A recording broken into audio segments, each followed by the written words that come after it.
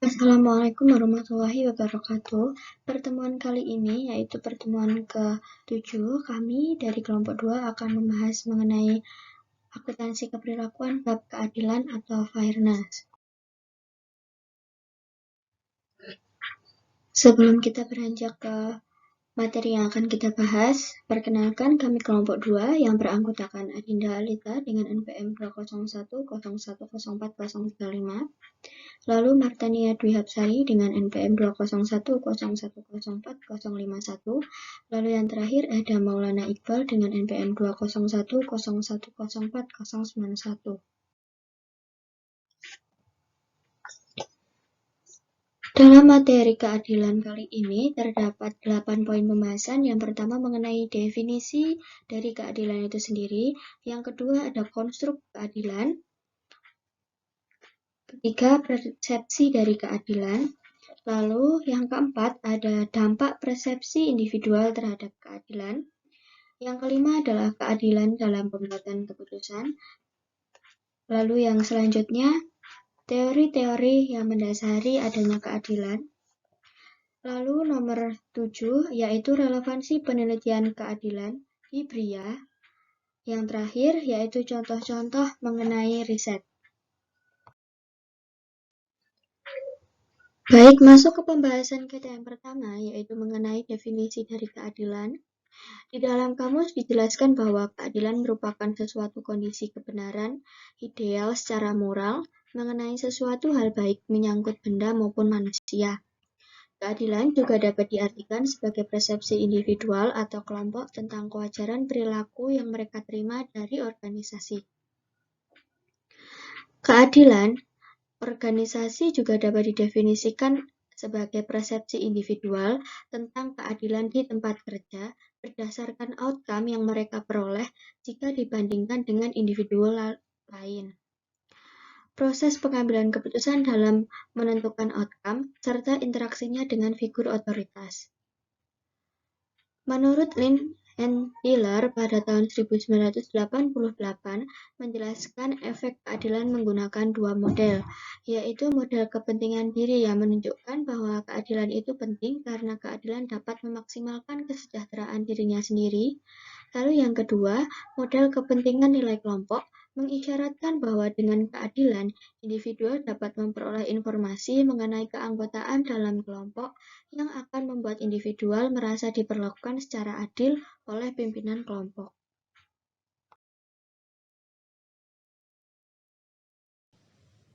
Kemudian, untuk pembahasan yang kedua mengenai konstruk keadilan. Greenberg pada tahun 1993 membedakan keadilan menjadi 4 dari 2 dimensi struktural dan sosial, yaitu yang pertama, keadilan prosedural atau procedural justice mempunyai dimensi prosedur dan struktural. Yang kedua, keadilan distributif atau distributive justice mempunyai dimensi distributif dan struktural. Yang ketiga, keadilan informatif atau informative justice mempunyai dimensi prosedur dan sosial. Dan yang keempat, keadilan interpersonal atau interpersonal justice mempunyai dimensi distribusi dan sosial. Sedangkan Colquitt pada tahun 2001 mendefinisikan keadilan dalam organisasional memiliki 4 dimensi, yaitu yang pertama, keadilan distributif, menyatakan bahwa individual membandingkan rasio luaran seperti gaji beban kerja, penghasilan, dan lain-lain dengan input yang dipersepsikannya dengan resiko individual lain. Menurut equity theory, jika rasio yang dipersepsikan tidak sama, maka pihak yang memperoleh rasio lebih besar akan merasa bersalah karena menerima keluaran lebih besar dari yang seharusnya. Dan yang memperoleh rasio lebih kecil akan merasa marah. Kemudian yang kedua, keadilan prosedural. Menjelaskan mengenai persepsi individual terhadap prosedur yang berkaitan dengan penentuan luaran. Thibaut dan Walker pada tahun 1975 menjelaskan bagaimana individual menerima outcome yang tidak sesuai dengan yang diharapkan, namun dapat menimbulkan rasa kepuasan, yaitu apabila individual meyakini bahwa prosedur atas luaran tersebut sudah dilakukan secara adil. Laventhal pada tahun 1980 mengaitkan keadilan prosedural dengan 6 hal, yaitu konsistensi antar waktu dan antar individual, tidak bias, yaitu tidak membela kepentingan pihak tertentu, akurat dalam informasi yang digunakan untuk proses alokasi, benar, yaitu ada kesempatan untuk merubah keputusan yang tidak adil, representatif, yaitu proses mempertimbangkan kebutuhan dan nilai-nilai pihak yang terlibat. Yang terakhir, memenuhi etika, yaitu proses alokasi sejalan dengan moral dan etika yang dijunjung tinggi oleh semua pihak. Kemudian yang ketiga, terdapat keadilan interpersonal, yaitu perluasan dari keadilan prosedural yang menekankan pada kualitas perlakuan interpersonal. Bies dan Moak pada tahun 1986 menyatakan bahwa keadilan interpersonal meliputi aspek proses komunikasi antara sumber dan penerima keadilan seperti rasa hormat maupun kejujuran. Keadilan interpersonal ditentukan oleh perilaku interpersonal yang ditunjukkan oleh manajemen. Jadi, ketika anggota organisasi merasa ada ketidakadilan, maka individual tersebut diprediksi akan memberikan reaksi negatif terhadap manajemen. Kemudian yang keempat, terdapat keadilan informasional, merupakan persepsi individual mengenai keadilan informasi yang digunakan sebagai dasar dalam membuat suatu keputusan. Hal ini dinyatakan oleh Greenberg pada tahun 1987, sedangkan Colquitt pada tahun 2006 menjelaskan bahwa keadilan informasional berkaitan dengan penjelasan yang jujur dan memuaskan dalam rangka pembuatan keputusan. Kemudian untuk pembahasan selanjutnya yaitu mengenai persepsi keadilan. Wenzel pada tahun 2002 memberikan dua penjelasan mengenai persepsi fairness, yaitu self-interest model atau instrumental perspective dan the group value model atau relation atau non-instrumental perspective. Nah, untuk self-interest model atau instrumental perspective, individual menginginkan terlibat dalam proses karena mereka peduli dengan luaran yang akan mereka peroleh. Persepsi fairness akan tercapai bila individual diberi kesempatan untuk berpartisipasi, karena individual meyakini input mereka sebagai instrumental atau alat mencapai outcome yang diinginkan. Menurut Taylor pada tahun 1989 dan Lynn and Taylor pada tahun 1988. Kemudian untuk the group value model atau relation atau non-instrumental perspective, input merupakan sesuatu yang penting. Betapapun input tersebut dapat mempengaruhi outcome atau tidak, non-instrumental. Individual menilai hubungan jangka panjang dengan kelompok atau grup dan prosedur akan meningkatkan solidaritas grup. Partisipasi meningkatkan persepsi fairness karena memungkinkan individual mengekspresikan pandangan dan dengan cara demikian, individual dapat memberi kontribusi untuk hubungan jangka panjang pada kelompok atau grup.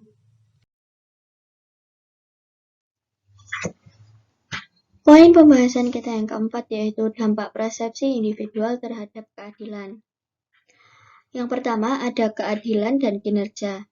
Secara spesifik, teori kesamaan atau equity theory menjelaskan keterkaitan antara persepsi ketidakadilan distributif terhadap kinerja. Diterangkan oleh Adams pada tahun 1965. Individual akan berusaha melakukan penyesuaian terhadap kuantitas maupun kualitas kerjanya dengan tujuan untuk mencapai kondisi yang adil bagi dirinya. Teori kesamaan atau equity theory memprediksi bahwa tekanan yang diakibatkan oleh ketidakadilan yang dirasakan dapat menyebabkan berkurangnya kepuasan kerja atau akan memotivasi individual untuk mengurangi produktivitasnya. Hal ini disampaikan oleh Greenberg pada tahun 1987. Penelitian mengenai hubungan keadilan prosedural dan kinerja masih diperoleh hasil yang beragam, seperti penelitian yang dilakukan oleh Shirley and Lin pada tahun 1987 menunjukkan adanya hubungan positif antara keadilan dengan kinerja. Namun, pada penelitian yang dilakukan oleh Lin dan Tyler pada tahun 1988 menemukan adanya hubungan yang bersifat tidak langsung antara keadilan dan kinerja. Hal ini senada juga dengan Lau and Lim pada tahun 2001 yang melakukan penelitian mengenai hubungan keadilan dan kinerja dalam konteks penganggaran. Adanya hubungan positif antara persepsi keadilan dan kinerja tidak bersifat langsung, melainkan melalui variabel intervening atau variabel mediasi berupa partisipasi. Riset Masterson et al. Pada tahun 2000 menguji hubungan keadilan interaksional dengan kinerja yang tidak bersifat langsung. Penelitian ini memperoleh hasil bahwa ketika manajemen memperlakukan bawahan dengan adil, maka bawahan terdorong untuk meningkatkan kinerjanya. Sedangkan Wayne et al. Pada tahun 1997 mengindikasikan bahwa penilaian kinerja yang dilakukan oleh manajer secara adil dapat berpengaruh secara positif terhadap kinerja individual. Dari penelitian yang telah dilakukan menunjukkan adanya pengaruh keadilan interaksional terhadap kinerja yang dimediasi oleh variabel lain seperti penilaian kinerja atau kepuasan terhadap tindakan manajemen dalam bentuk pengawasan. Lalu yang kedua ada keadilan dan kompensasi. Dalam konteks kompensasi, fenomena keadilan dapat dikaitkan dengan pemberian imbalan bagi anggota organisasi atas kontribusi yang telah diberikan dalam rangka mencapai tujuan organisasi. Lawler pada tahun 2000 dan Milkovich dan Newman pada tahun 2004 menyatakan bahwa imbalan dalam bentuk uang merupakan bentuk imbalan yang paling banyak disediakan oleh perusahaan. Namun demikian, Adams pada tahun 1965 dengan teori equity menjelaskan bahwa distribusi imbalan moneter dapat menimbulkan ketidakadilan yang selanjutnya dapat mengakibatkan hal-hal yang bersifat negatif. Dalam fenomena kompensasi, terdapat perbedaan persepsi antara keadilan distributif dan keadilan prosedural. Keadilan distributif merupakan keadilan yang dipersepsikan oleh individual berkaitan dengan jumlah uang yang diterimanya, sedangkan keadilan prosedural adalah keadilan yang dipersepsikan individual berkaitan dengan sarana maupun metode yang digunakan untuk menentukan jumlah kompensasi. Beberapa riset seperti yang dilakukan oleh Holm dan Griffith pada tahun 1995 dan Wilburn pada tahun 1998 menunjukkan bahwa keadilan prosedural berpengaruh secara langsung terhadap kepuasan atas kompensasi yang diterima. Secara umum, hasil riset menguji hubungan keadilan dengan kompensasi juga masih belum konklusif. Hal ini disebabkan antara lain karena kepuasan atas kompensasi bersifat multidimensi, sementara riset mengenai hubungan keadilan dengan kompensasi hanya berfokus pada satu dimensi. 5. Keadilan dalam pembuatan keputusan. Penelitian mengenai keadilan atau fairness telah banyak dikembangkan di berbagai riset dan berbagai model pengujian yang mencakup variabel-variabel dan isu-isu yang relevan dengan kehidupan organisasi. Model pengujian antara lain berkaitan dengan fenomena keadilan dalam negosiasi, keadilan dalam pembuatan keputusan, baik secara individual maupun keadilan dalam pembuatan keputusan kelompok atau group decision making. Beberapa isu-isu keadilan yang relevan lingkungan organisasi antara lain, ketika individual peduli dengan outcome individual lain, maka mereka memperhatikan bagaimana reward yang mereka terima dibandingkan dengan reward yang diterima oleh individual lain. Isu keadilan ketika dikaitkan dengan negosiasi seperti yang dijelaskan oleh Raifa tahun 1982 mengenai pengembangan pendekatan analitis untuk negosiasi, yaitu meliputi penilaian. Pertama, alternatif untuk persetujuan negosiasi. 2. Kepentingan masing-masing pihak. Dan 3. Arti penting relatif dari masing-masing pihak.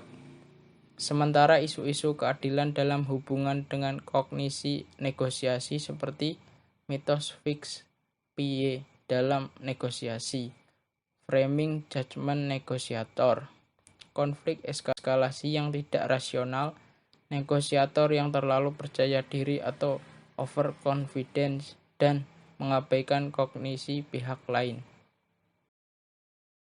6. Teori-teori yang mendasari fairness. Teori kesamaan atau equity theory menjelaskan bahwa individual mengevaluasi luaran atau outcome relatif terhadap masukan atau input dan membentuk opini mengenai seberapa baik mereka diperlakukan. Selanjutnya, referent cognition theory. Teori referent cognition diturunkan dari teori kesamaan atau equity theory. Teori referent cognition dikembangkan oleh Volcker tahun 1986 yang menunjukkan bahwa individual berpikir dan bereaksi secara referensial, terutama apabila individual menerima luaran yang tidak adil atau unfair outcome. Selanjutnya, teori pertukaran sosial atau social exchange theory. Teori pertukaran sosial menjelaskan bahwa keadilan dianggap sebagai input organisasi dalam hubungan pertukaran yang dapat bersumber dari organisasi itu sendiri, maupun dari manajemen secara langsung. Teori pertukaran sosial menggambarkan berbagai transaksi yang terjadi di seluruh kehidupan sosial individual yang ditandai dengan hubungan emosional yang kuat. 7. Relevansi riset keadilan atau fairness di PAR. Penelitian mengenai keadilan atau fairness pada literatur akuntansi sangat relevan dengan fenomena real seperti konsep keadilan dikaitkan dengan penyusunan anggaran. Lindqvist tahun 1995. Wenzel tahun 2002. Keadilan dalam sistem penilaian kinerja, Lau dan Moser tahun 2008, maupun keadilan dikaitkan dengan negosiasi dan pemberian kompensasi, Adams tahun 1965. Keadilan merupakan nilai-nilai dasar dalam suatu organisasi yang sangat berpengaruh terhadap motivasi, kepuasan, ataupun kinerja. Relevansi riset keadilan dapat ditunjukkan melalui beragam kontribusi yang dapat diperoleh dari implementasi keadilan, baik oleh individual, kelompok, maupun organisasi.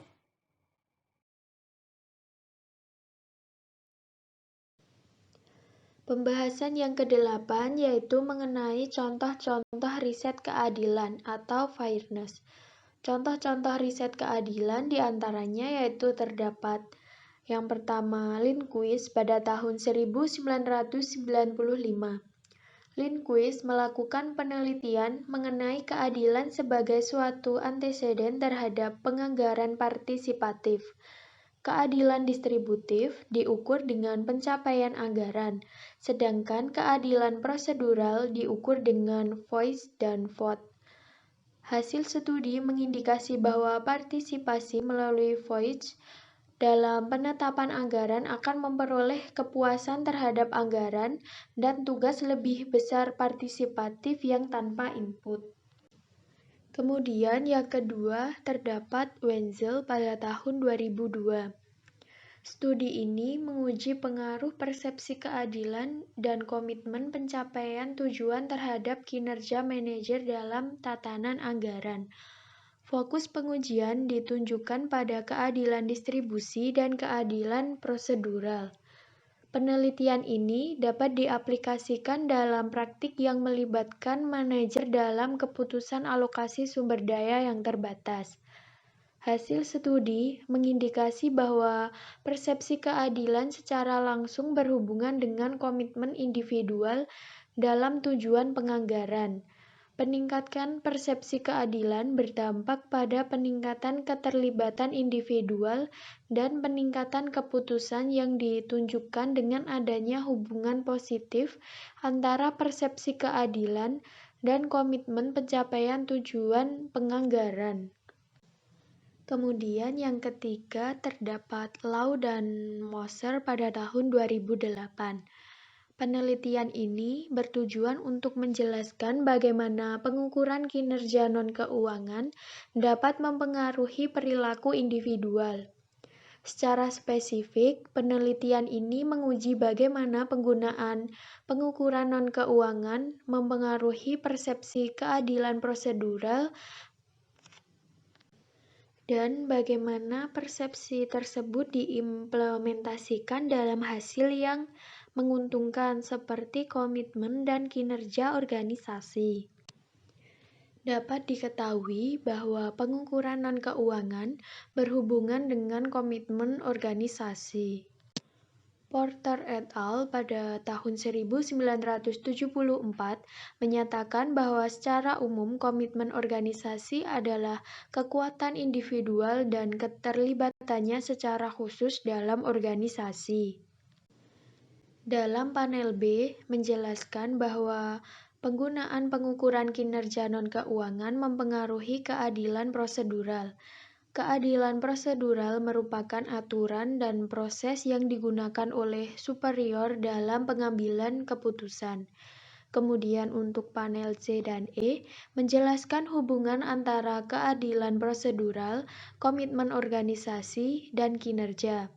Dan untuk panel D menjelaskan hubungan antara persepsi keadilan prosedural dengan kinerja. Nah, hasil studi mengindikasi bahwa penggunaan pengukuran kinerja non-keuangan berhubungan dengan perbaikan komitmen individual dan kinerja. Dengan demikian, dapat disimpulkan bahwa penggunaan pengukuran kinerja non-keuangan adalah menguntungkan karena dapat meningkatkan komitmen organisasi dan kinerja. Baik, itulah hal-hal yang dapat kami jelaskan mengenai bab keadilan atau fairness. Semoga apa yang kami sampaikan dapat bermanfaat. Lalu jika ada kurang dan lebihnya kami memohon maaf. Wassalamualaikum warahmatullahi wabarakatuh.